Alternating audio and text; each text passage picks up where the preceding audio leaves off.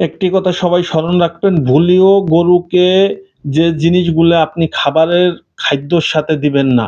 দুধের গরুকে কোনো রকম আপনি ভাতের মাড় দিবেন না, খুদের জাউ দিবেন না। আপনার সাময়িক সময়ের জন্য আপনি খুদের জাউ খাওয়াইলে হয়তোবা ১ কেজি দুধ বেশি পাবেন, কিন্তু ভবিষ্যতের জন্য আপনি ২.৫ থেকে ৩ লক্ষ টাকা দামের একটা গরুকে নষ্ট করে ফেলবেন।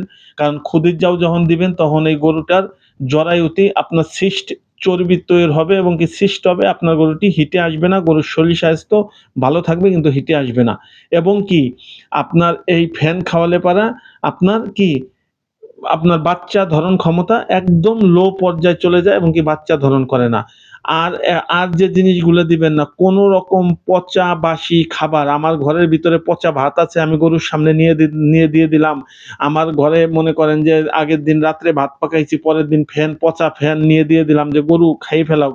আমি অনেকগুলো সবজি আনছি, পইচে গেছে হালকা, আমি ওইগুলো চোকলা করে গরুরে নিয়ে দিয়ে দিলাম। এই জিনিসগুলো কেউ করবেন না। এই জিনিসগুলো করলে আপনি ক্ষতির সম্মুখীন হয়ে যাবেন। এই জিনিসগুলো মোটেও করা যাবে না। ইউরিয়া সার, অনেকে ইউরিয়া সার আপনার ঘাসে বুনায়, জমিতে বুনিয়ে আইসে বস্তা ধুইয়ে তারপরে পানির ভিতরে ফ্যান পানির সাথে মিশিয়ে দিয়ে দেয়।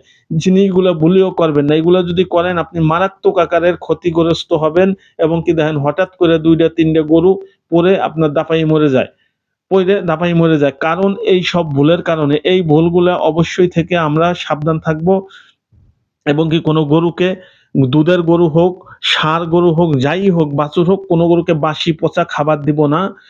যতটুকু সম্ভব আপনি পরিষ্কার খাওয়াবেন, আপনার গরু ভালো থাকবে। আর আপনার যতটুকু সম্ভব আপনি খুদের জাউ আজ থেকে বয়কট করুন। খুদের জাউ গরুকে খাওয়াবেন না। দুধের গরুকে বিশেষ করে খাওয়াবেন না। ফ্যাটানিং গরুকে যদিও খাওয়ান, তাহলে আপনারা ওইটার থেকে গ্যাস কিভাবে প্রতিরোধ করা পারবেন সেই ভিডিও আছে।